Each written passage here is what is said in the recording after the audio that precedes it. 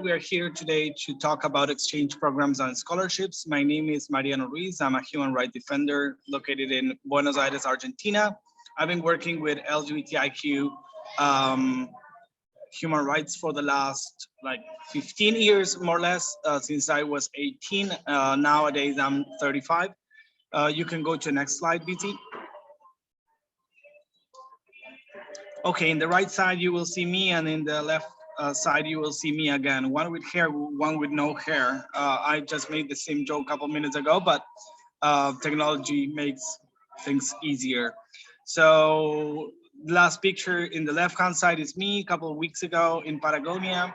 On the right-hand side, you can see a picture with my husband. We've been married for the last 2 years, been together for the last 6. And actually he's Slovak, and I met him after traveling, after a conference in Salzburg, Austria. You can go to the next slide, Busy. So we're here today to talk about programs and scholarships. As you may imagine, the exchange programs and scholarships are opportunities for learning.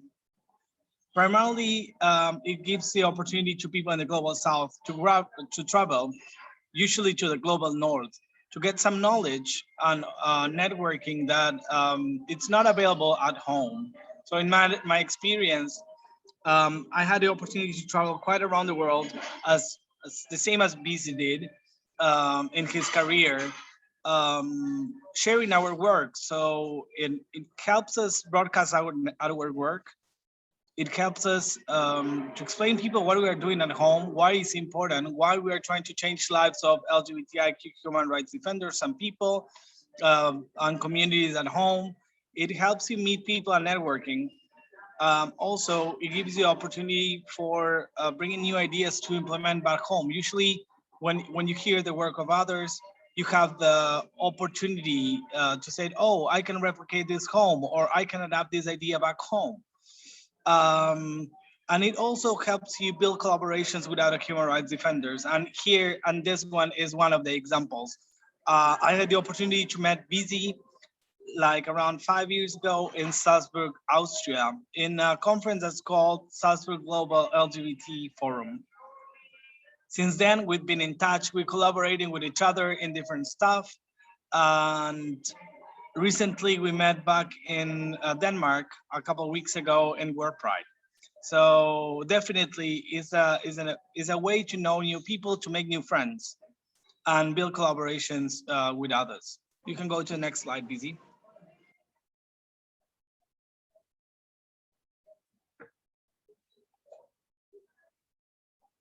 So usually there's a general application process, and you should not freak out with this. I mean, this is not difficult. It can be challenging for some, but usually this works like this. The institution or the program or the website or the individual makes an open call. Most applications have an open call. There are others also that have restricted calls in which that is not open to public, and only limited people are just invited to apply. But most of the experiences and programs that we'll talk today, they have open calls. They open once a year. With COVID, things were a bit difficult, and most of this were delayed.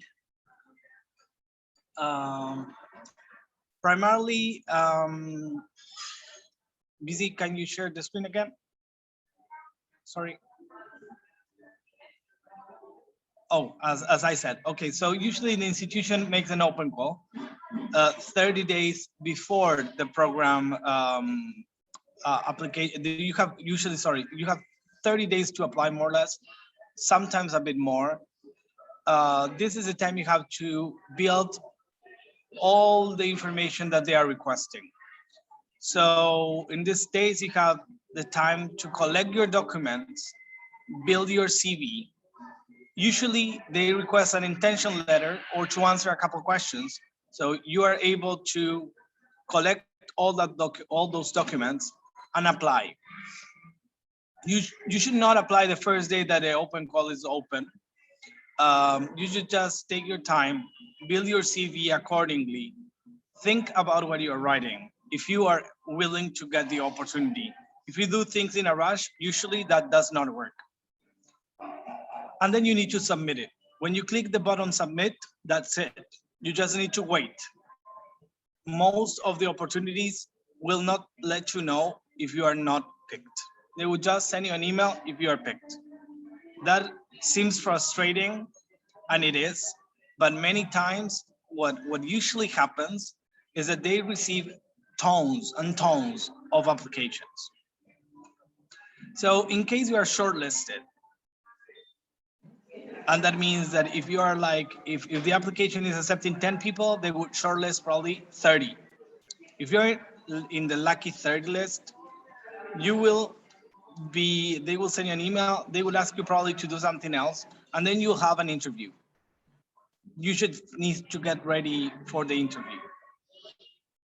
If the interview goes well, then you will be contacted again. And if you were successful, they will let you know that you applied and that you got it. So usually the people that are interviewed, they let you know if you passed or not. They are not that mean actually to interview you and then not letting you know if you passed or not. So for yes or for no, in the last section, you are contacted. You can go to the next slide, Busy.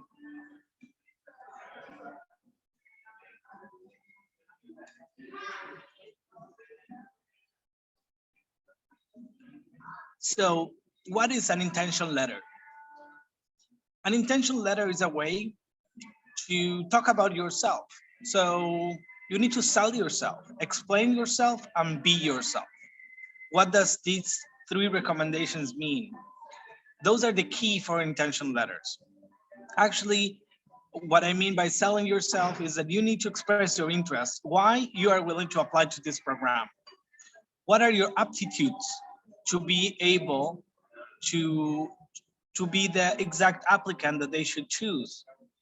And mainly you need to explain why you are the one, why you are that person that needs to be selected in between the thousands and thousands of applicants. You need to explain the impact of the work you do. What you are doing back home that is innovative? What in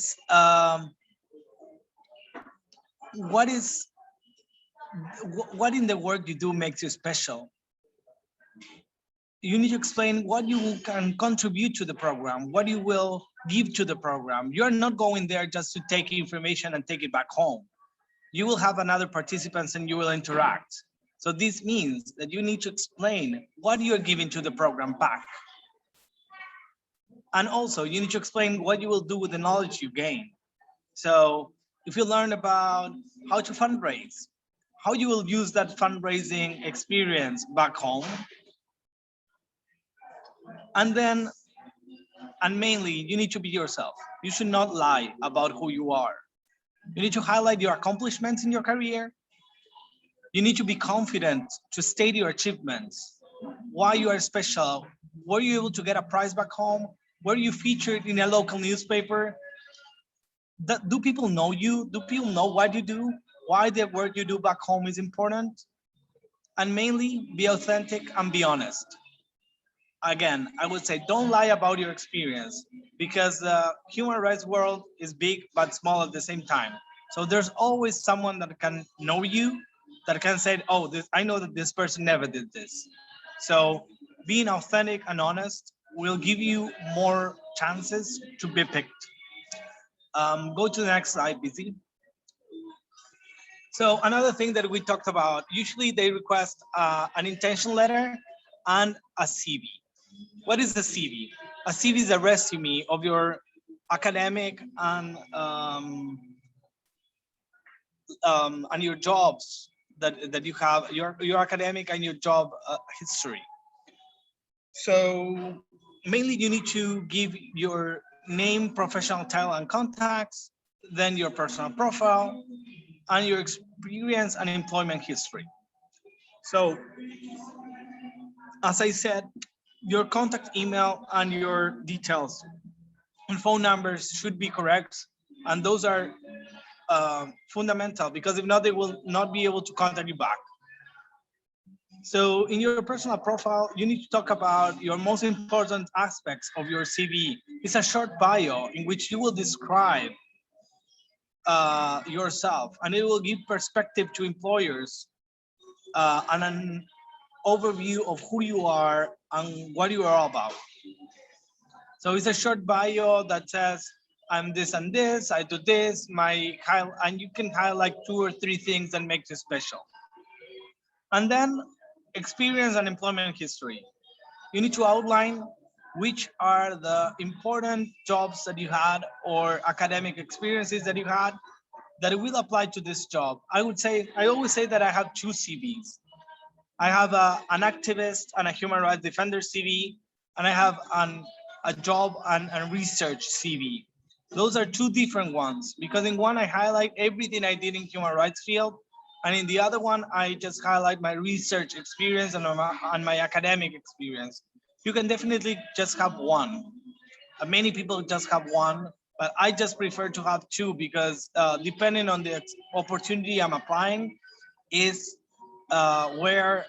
which CV I'm sending. You can go to the next slide, Busy.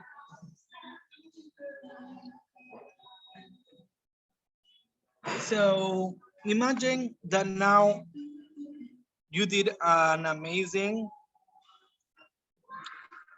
you did an amazing CV and an amazing intention letter, and the recruiters in the program says, yes, I want this person. So you move on to the next stage, which is an interview.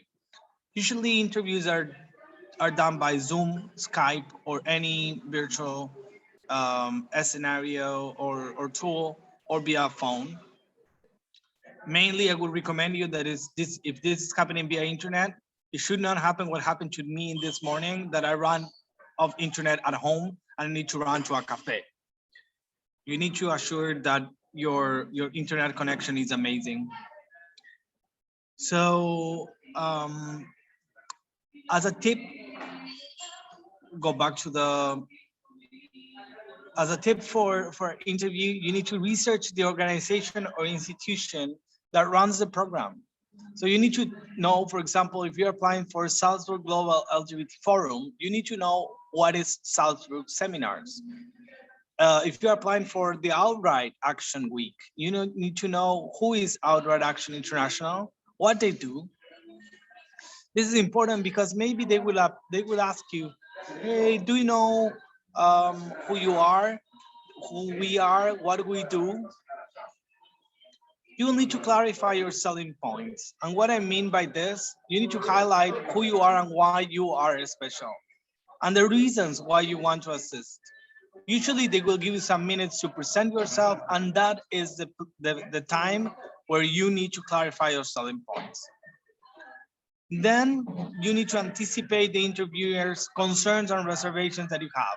For example, if there's any security issue at home that, for example, they cannot disclose your name, your picture.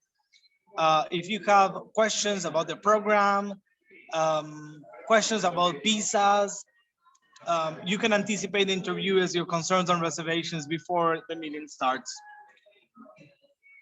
In the first 5 minutes, you need to what is called score a success.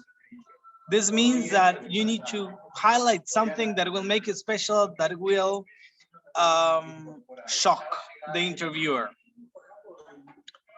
Usually, you need to talk about yourself honestly and talk about something special that you did, why this program needs you.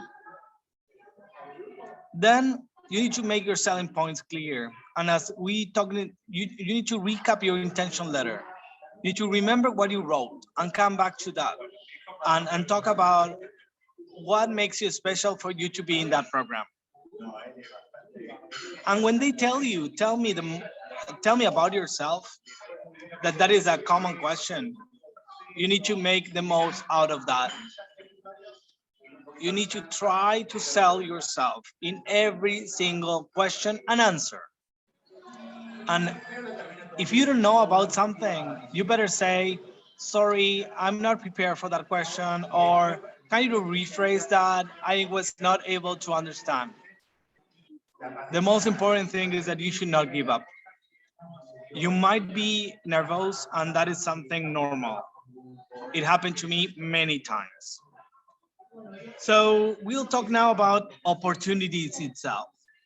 And you can take note on this, and then you will have the slides, but primarily I will talk about each of the opportunities I was lucky to be part of. I would like to know if for now you have any question before we continue. You can write it in the chat box or in the questions and answer box.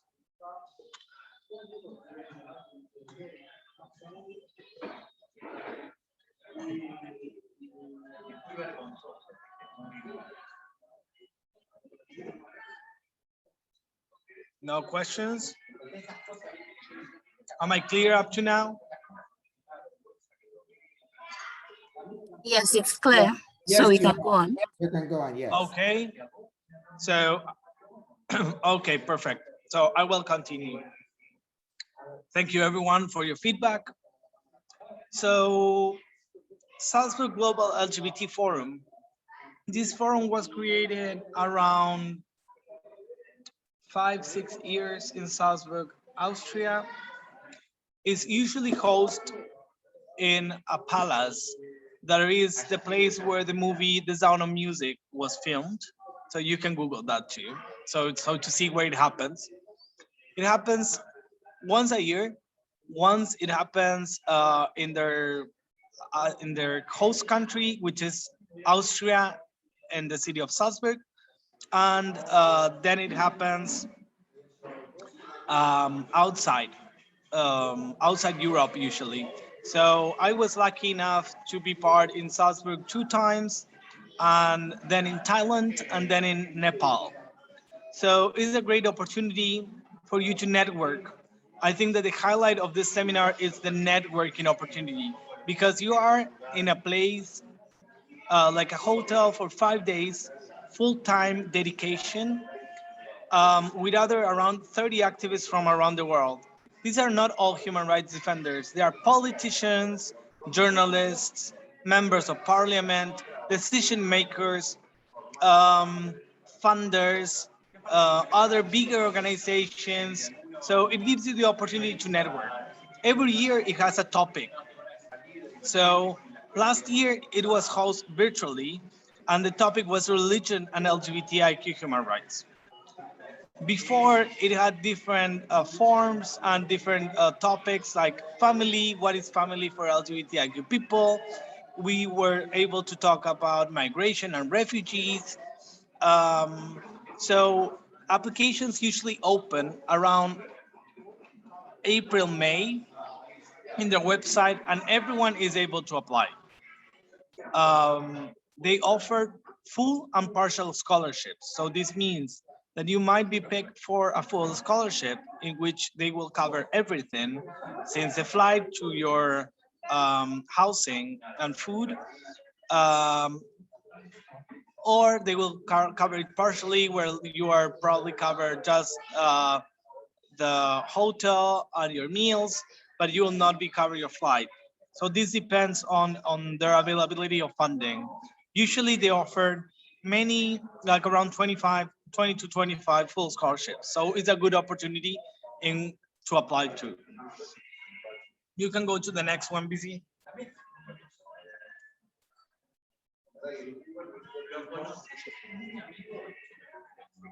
So the International Leadership Visitors Program, also known as IPLP, is a program that is hosted by the government of the United States.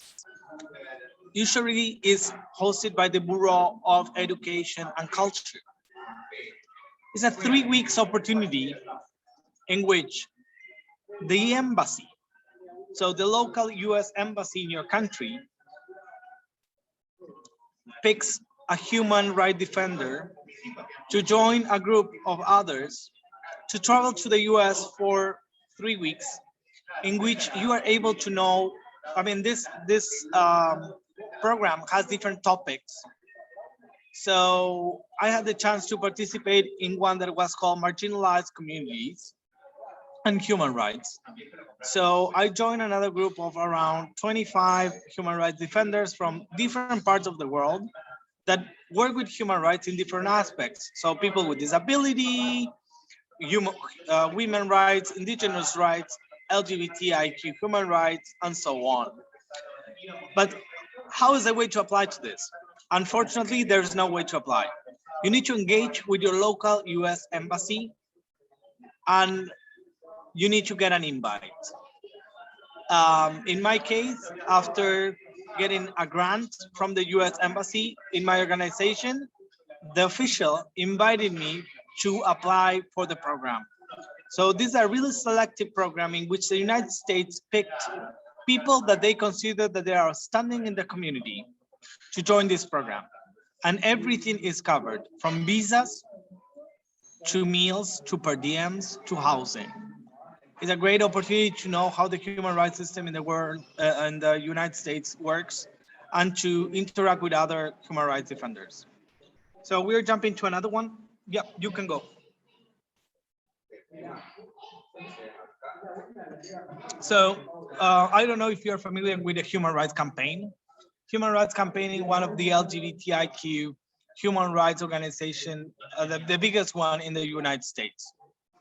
They have an enormous capacity, an enormous budget, and they have an international program which is called Global Innovative Advocacy Summit.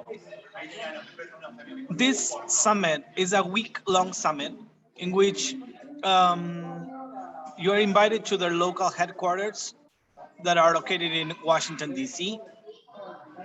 And it's an overview of what they do. So they invite you to tell you what they do in human rights campaign. How is it? What is the work they do? What you can copy and replicate. You have a couple of trainings on storytelling. I mean, and this on fundraising, but this differs from program to program, to be honest. Each year is different and no year is equal to the other. So I was able to be a part of in 2019, just before the pandemic. Applications are open once a year, usually at the start of the year at the end of the year, around November or December, because this happens in May, April, May each year.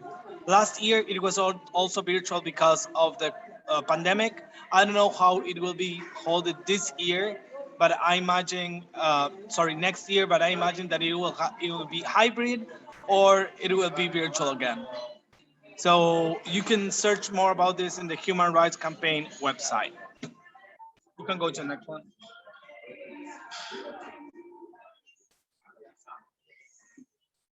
So, Rainbow Advocacy Program is a program based on the United Nations human rights system.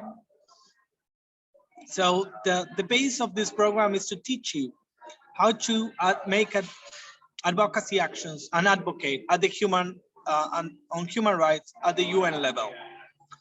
So it's a year-long program in which you are traveling to Geneva for like 3 weeks, in which you are trained on how to advocate at the Human Rights Council at UN. You are participating at the Human Rights Council. Then you are sent back home, in which you are able to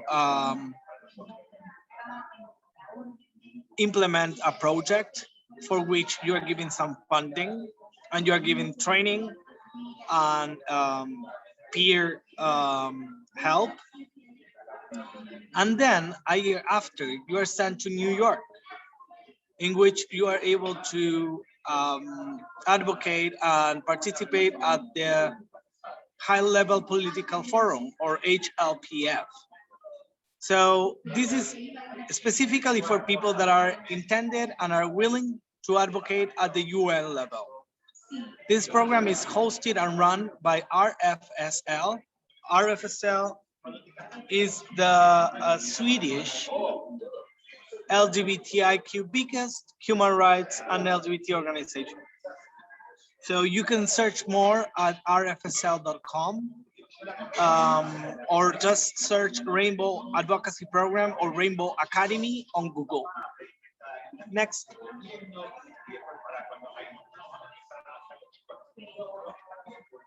Next slide, please. Yeah. Okay, so I can say that this one, especially for me, in my own experience, was the longest and more powerful program I ever attended. I was able to be an alumni in 2019. This program particularly is a human rights advocacy program that is focused for human rights defenders, no matter the field that you work at. So it can be disability rights, women rights, indigenous rights, LGBTIQ rights. And it's run by the Institute for the Study of Human Rights at Columbia University in the city of New York. This is a long stay for 6 months. You will be living in New York, in which you will be attending 2 Columbia classes at their human rights master programs. It's a full-time dedication program, so this means that you are not allowed to work while you are at the program. It has a lot of free time in which you can make the most out of yourself. You are able to, I mean, you will be living in a city as New York, which has a lot of opportunities. You can meet with funders, you can meet with other organizations, you can volunteer in other organizations, you can just work voluntarily, and you can do almost whatever you have and have access to. In my stay, I was a volunteer at a refugee organization with translation services from Spanish to English. So it was a life-changing opportunity. I mean, I was able to attend classes that with my budget, I would not ever be able to pay. So this program, I mean, you are not allowed to pay to go here. You need to be fully funded by a donor, and the university is able to find for you. So as you can see, we were like only 9 people. So this is a really selective program. It has a really strong focus on Africa and Latin America. So as you can see in the picture, we had like 3/4 colleagues from different countries in Africa, like Ghana, Uganda, South Africa, and Gabon. So if I were you, I would just take a look to this one. But if you're just starting the field of human rights, I would not recommend it. This is like for advanced human rights defenders. I would recommend you to just check the others before picking this one. This would not be your first choice. And if it's your first program, probably you will not be picked. It's the destination population is around 30 to 40 years old. So yes, you can go to the next one. Okay, so ILGA World and ILGA Regional Meetings. As you know, ILGA is the International Lesbian and Gay Association. It's based in Geneva, and it has different branches: ILGA Asia, North America, Pan-African, Latin American, Caribbean, Oceania, and Europe.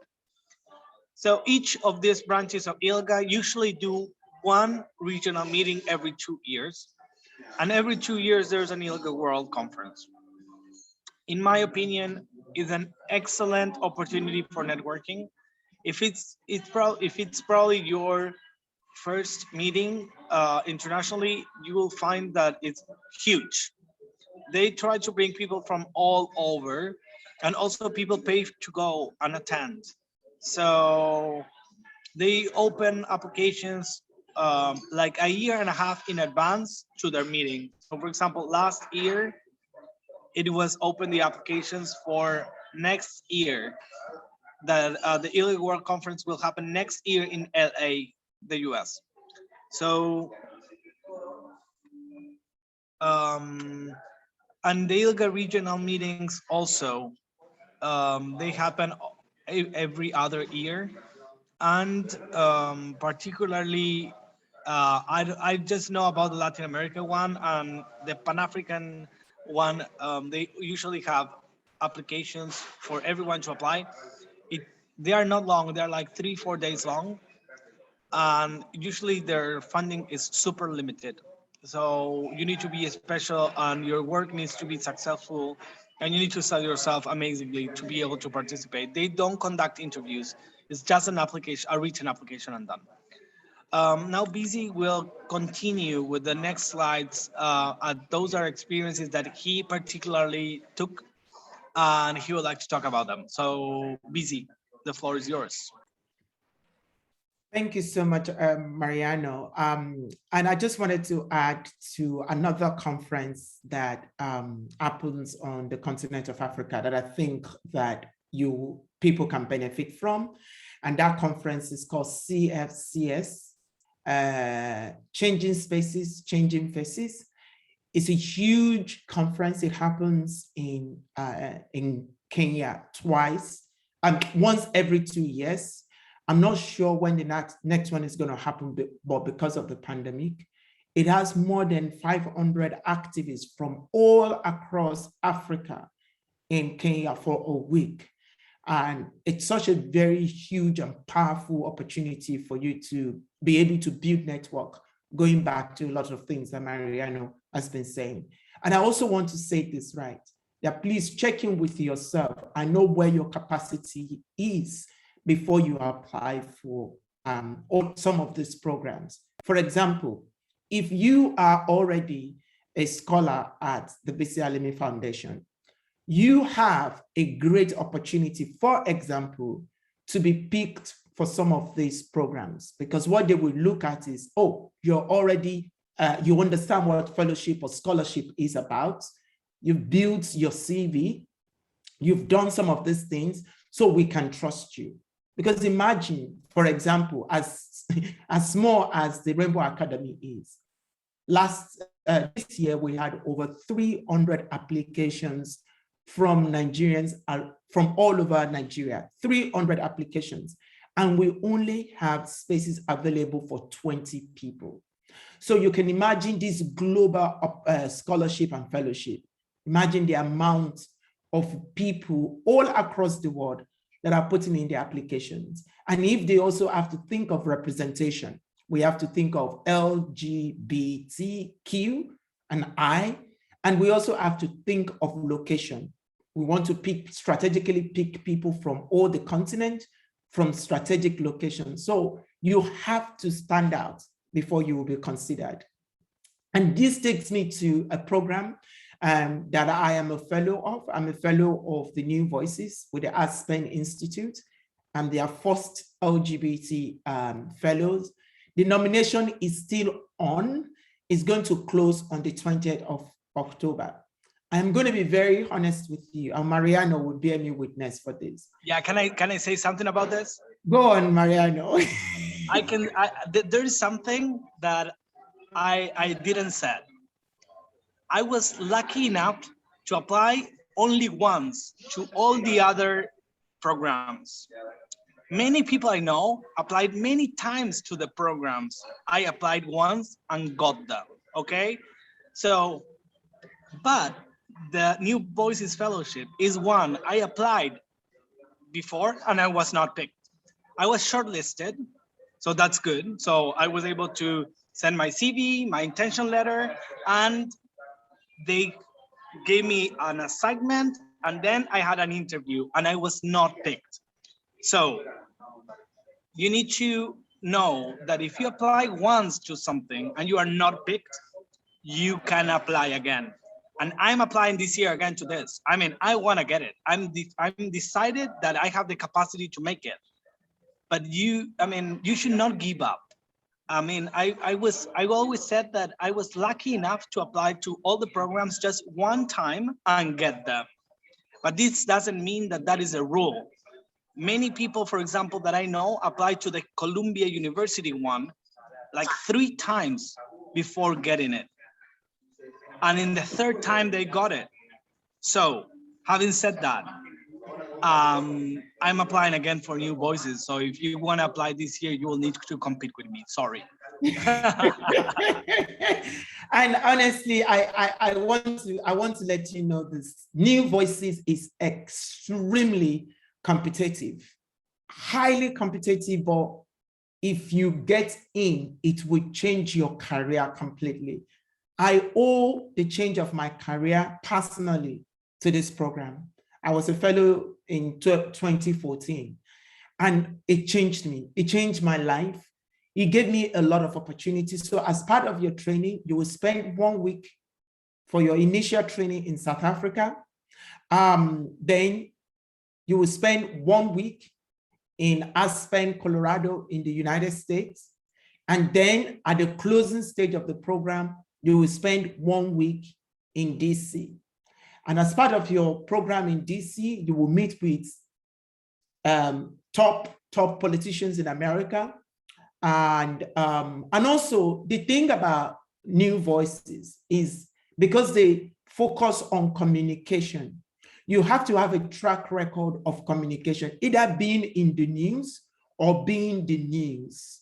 So, because that is what they want. They want to give you the opportunity to tell your story. And one other program that I was supposed to put here that I didn't put here, but I will add in the slide, is the Moth Global Fellowship. For many people who love to tell stories, who love to write stories, who wants to be brilliant public speakers, the Moth Global Fellowship is something I will extremely recommend to you. I'm also a fellow of the Moth Global Fellowship. And sometimes people say, oh my God, you have this way of telling stories, of sharing your story. It's because I went through an intensive 1 week of storytelling. It was such a powerful, life-changing experience for me. And it was linked to the New Voices. And the thing about the New Voices, the Aspen Institute is a huge institute in America. Once you are a fellow of Aspen Institute and it's on your CV, every other program you apply for will come to you so easy. Even programs will come to you and beg you to be part of their programs because you are a fellow of the Aspen Institute. But the issue with Aspen Institute is that you have to have a name before you can get in. You have to have a media name. So if I were you, I'll be thinking of, okay, I want to be a fellow of the New Voices in 2025.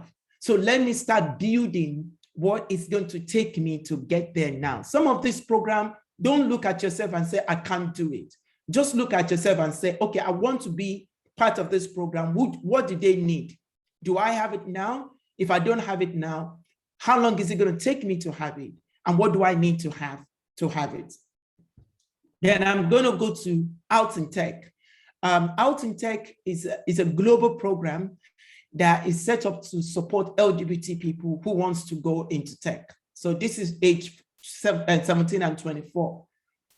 And the BC Alimi Foundation is currently working with Out in Tech to develop a new program, which we call Queer Coding. Queer Coding, which we've been working on for the past 2 years, which has not reached its final stage yet, is a program where we want to train LGBTQI people who have interest in tech, how to code. Even if you don't know anything about coding at all, we will bring you onto the program. It's going to be a 1-year program, which will include intensive coding, training, and mentorship.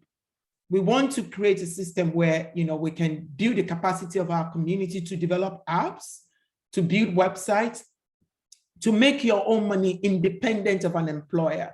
So we're really, really working on developing the strategies and the plan for queer coding. And many of you know, for those of you that are on our programs, I always share with you a lot of tech news and opportunities. I shared one with you today that has to do with Twitter. There's a global program that Twitter is running at the moment. I also share one with you that has to do with a global program that Google is running at the moment. So these are the things that I want you to, be sure of. Somebody is asking a question, is the BC Alimi Foundation based in Lagos? No, it's a program that is based in Nigeria, and we have fellows all across Nigeria. but we only have the training in Lagos. Then There's there another is, question. Sorry, BZ. There's Go another ahead. question that it says, granted these opportunities are open for LGBTQIA persons. I will, however, like to know if all of these opportunities are open to Nigerian LGBTQ persons. So usually all the opportunities we shared have a focus on, around the world or the global South. So in this global South perspective, Nigeria will be included.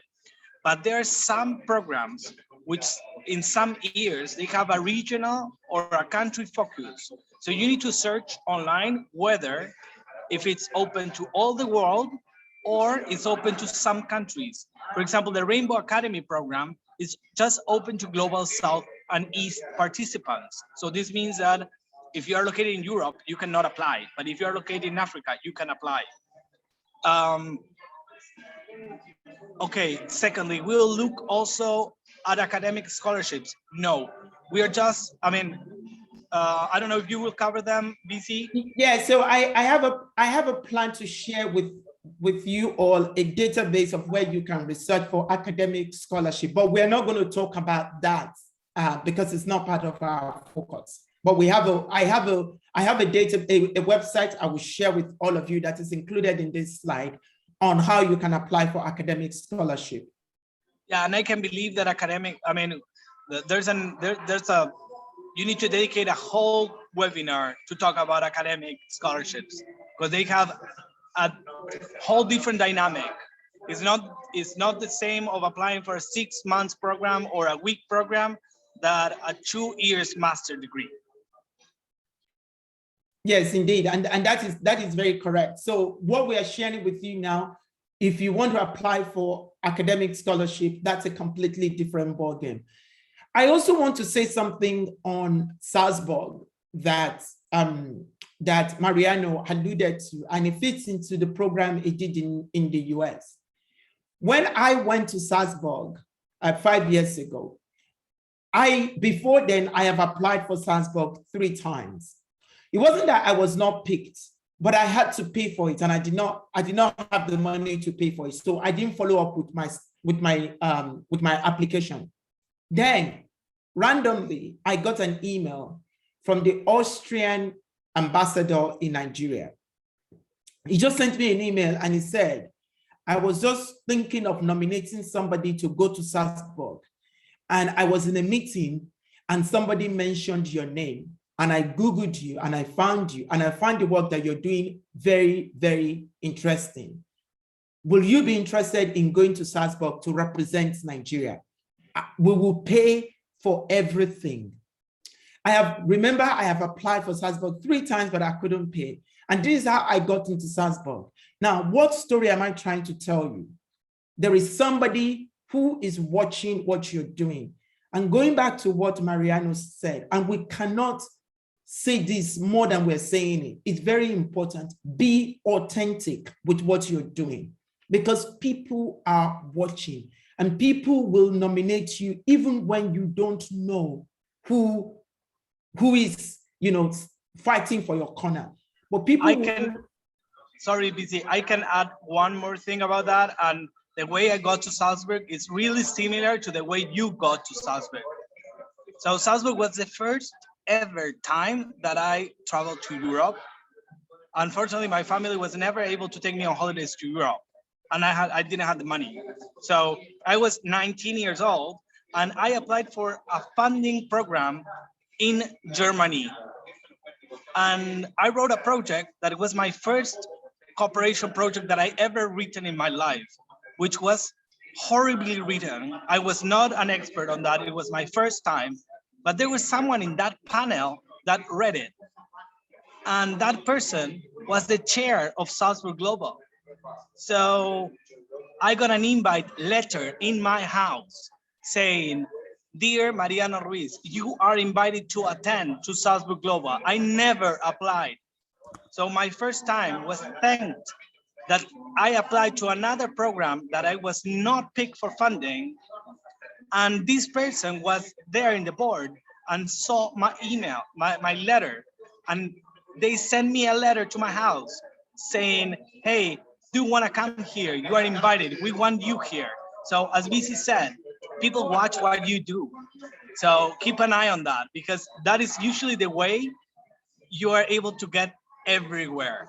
I mean, people know what you're doing, people know what you do online, where you applied, because the LGBTIQ human rights defender world is big but small at the same time. You can continue, BC. Sorry about that. No, thank you. Thank you for saying that. We really appreciate that, because I think people need to know that there's somebody watching you and watching what you're doing and knowing whether, you're being honest or you're not. Now we have Drellenden. Drellenden is a grant, is a small business grant. Actually, it's from Germany, and it's Bosch. That's the person's name. They give money to small businesses, small LGBT businesses. Currently, again, as part of the new program that the BC Alimi Foundation is working on to develop, we are going to be setting up, currently we have a program called the Business Engagement, and we host a business roundtable every year. Last year, we hosted a business roundtable for about 30 companies in Nigeria or that have interest in Nigeria. And one of the things that those people said is that they would love an LGBTQI supply chain. What that means is they want small businesses who are LGBT, owned by, or led by LGBT people, who they can buy products, raw material from, or who they can commission. Like, for example, they're having a party and they want to give the catering to an LGBTQI chef, for example. So this year and next year, we're going to have we're going to have our business roundtable again. It's going to be bigger than we have it last year. But next year, we're going to have an LGBTQ business roundtable. So what does that mean?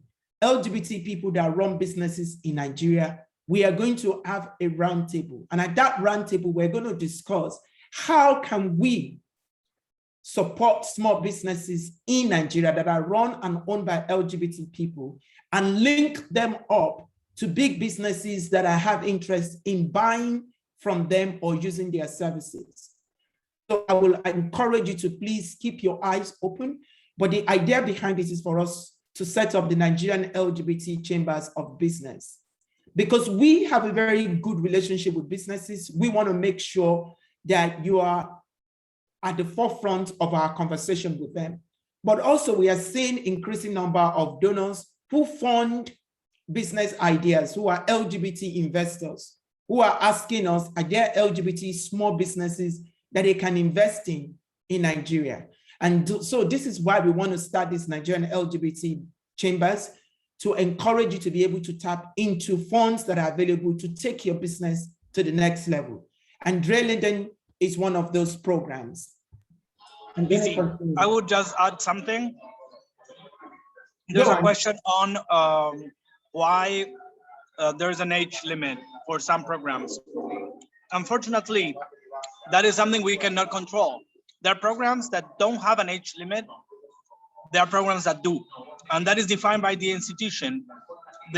Specifically, the question was about Out in Tech. Out in Tech usually focuses in new activists, in new human rights defenders that are up to 24 years old. Unfortunately, it's like that. It's something that we don't define. We understand that that is the focus of the program. It's for new activists. So that is the reason why there's an age limit. There's others that are always open for no matter how old or how young you are. But that is something that usually is defined in the requirements for the application. So you can read whether it has an age limit or a geographical limit or not. Yeah, and also don't forget there's limitation to money. So because money is scarce, programs tend to focus on where they can quickly get results. So if you are looking for more tips, like I said, there is a website called Global Philanthropic Project. When we share this slide with you, you'll be able to click on this link and you'll be able to go to this website and look at all the opportunities that are there, including academic scholarship as well. But before we go to Q&A, I also just want to say this, that being a fellow, a scholar or a fellow of the BC Alumni Foundation is also a huge opportunity for you. And so many people that have benefited from our programs will say this. Because a lot of times, these programs, they come to us and they say, can we recommend people for them? And we always recommend people that we can trust, that we have invested in for 1 year and they've shown us that they can do this job. For example, this month, 3 of our Rainbow Academy scholars will be speaking at Ake Festival in Lagos. And it was very interesting because these appearances, they are paid to speak at this program. So when they came to us and they said, oh, we need LGBT people to come and speak, we specifically said, we have our own people that we can put forward. At the just concluded World Pride in Copenhagen, that Mariano and I, we were together. At the UN event, one of the speakers was Zainab Adakole, who is also a scholar of the Rainbow Academy. 2 years ago, 2 of our media justice fellows were in London for a month for a Thomson Reuters program on reporting as a journalist and supporting them as lawyers. HRC Global Innovator, I am a fellow, Judith is a fellow, and when the application comes out later this year, we will be recommending some of our scholars to HRC directly because we have a very strong relationship with HRC. So these are some of the opportunities, and I'm not trying to pitch us, but that is the reality, that these are some of the opportunities you will get where you can go and speak and represent yourself, because that's the most important thing, to share your own story, to build your capacity, represent Nigeria and represent the foundation and the LGBT community as well. So I'm going to stop on that. And I'm going to say— I would just add one more thing to that. Go on. Know that usually the Global South is underrepresented in every space around the world. Having said this, you have one extra opportunity just because of where you live and where you're based. So use that opportunity accordingly and smartly, okay? You already know that when you apply, you have 1 point just because you live in the Global South. You need to make the most out of that opportunity. That is 1 extra point above everyone else that's applying. That's because usually, and mostly in the last couple of years, the organizations and foundations are trying to have equal representation of Global North and Global South. So this means that they are putting, and they are trying to leverage the capacity of global rights, human rights defenders. So, sorry, Global South human rights defenders. So having said that,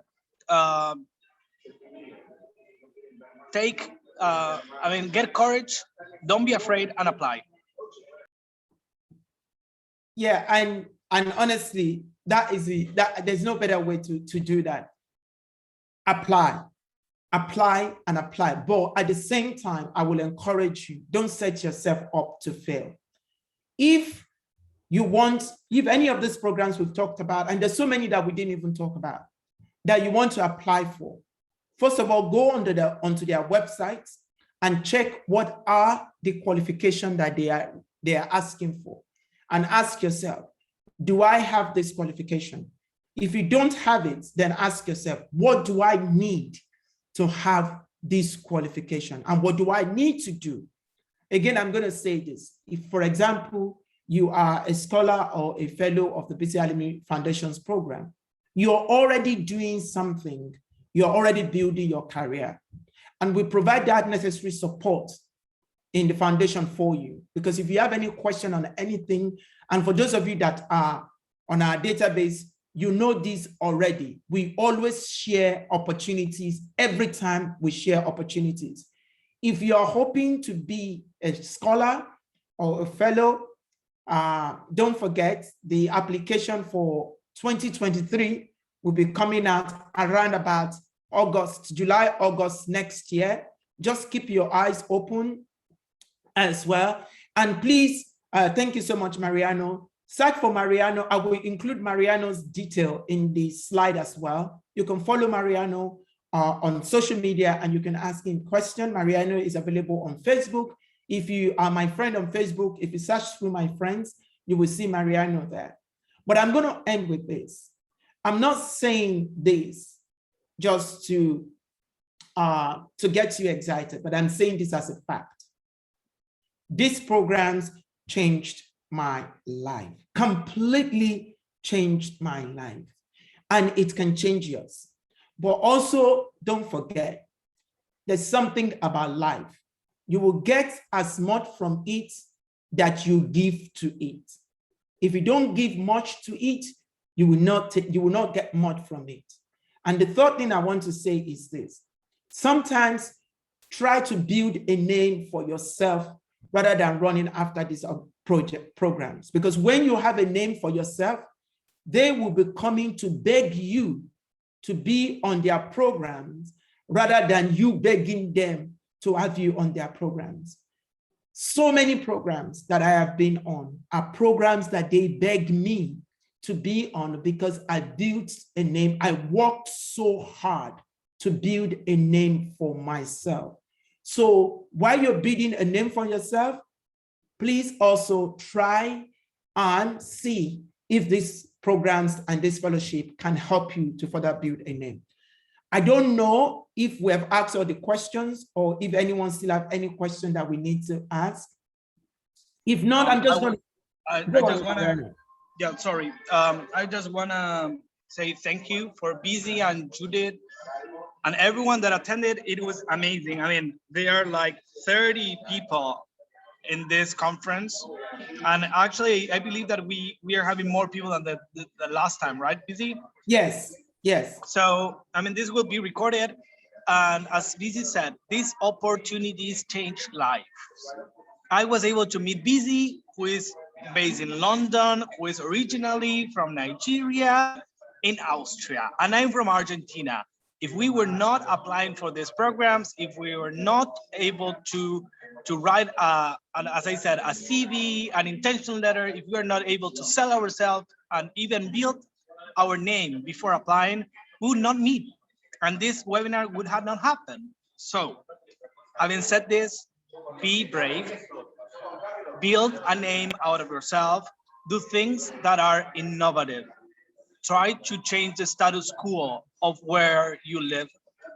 And these programs will help you and will change your life for sure, as it did to both of us. Thank you everyone for attending, and thank you Busy and the Busy Alumni Foundation for the invite. It's an honor to be here. And Mariano, don't forget, we're still working to bring you to Nigeria next year. That is still in the pipeline. We still want to bring you to Nigeria. Do it, I'm sure. Over to you, Judith.